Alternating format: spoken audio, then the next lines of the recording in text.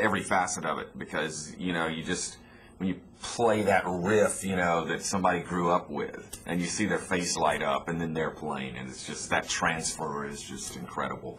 And of course, I'm learning things too when people are bringing it in, so it expands your vocabulary huge when you're being basically like a Rubik's Cube every day. Somebody's bringing in their favorite song, and they're like, okay, figure this out, and you've got an hour, and it sort of goes from there, and you discover things that you never on your own you would have never really perhaps dove into that artist. So started there, then went through the usual form a band type thing, and the ups and downs of all of that you see on VH1's Behind the Music, experienced all of that at the local level, and eventually, for what I was doing, settled into being a solo artist, where I guess somewhat analogous to Carlos Santana, where he has guest artists that come in and sing. That's what I do. So it wound up being electronic dance music with rock guitar, and I started working with the dance community and the DJ scene. And so instead of a traditional band setting, usually I'm playing in dance clubs with a DJ spinning things, and then you have someone who's doing real-time interactive video that's based on the music, and then you have performers, go-go dancers or jugglers or whatever that the club might bring in, and it sort of changes from place to place based on the mood of whatever the venue is. So a lot of times it's sort of set up, and I'm just flying in and get paired with people, but that kind of keeps it interesting too. So. So back to your teaching days, where were you? Were you teaching out of the store? I teach out of stores and also out of my studio too.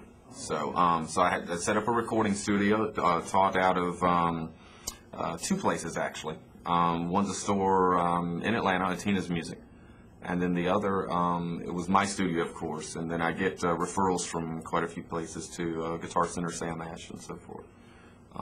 And it just sort of evolved and grew, and discovered that I really liked it, as opposed to the touring and late hours and stuff, and cover bands and everything. I sort of went this route and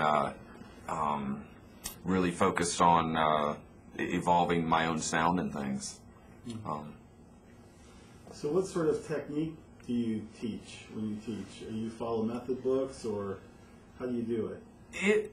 It really depends. I would say, by and large, not really method books.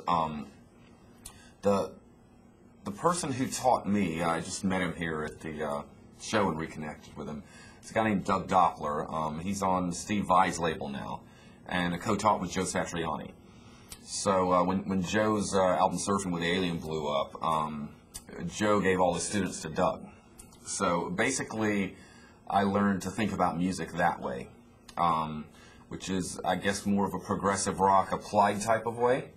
And what I really got from it was how quickly that I took to it, and it answered a lot of questions that I wasn't able to, get out of more traditional type methods and things like that. So that, and I did courses at Musicians Institute up in San Francisco at the same time.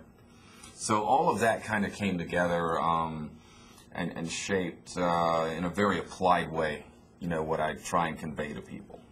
Because they'll come in and they'll go, okay, well, here's the major scale or the harmonic minor scale or blues scale or whatever, and I've got a piece of it here or there, but how am I ever going to learn all these dots all over the page for every situation and every key and so forth? And that's what Doug really helped me with.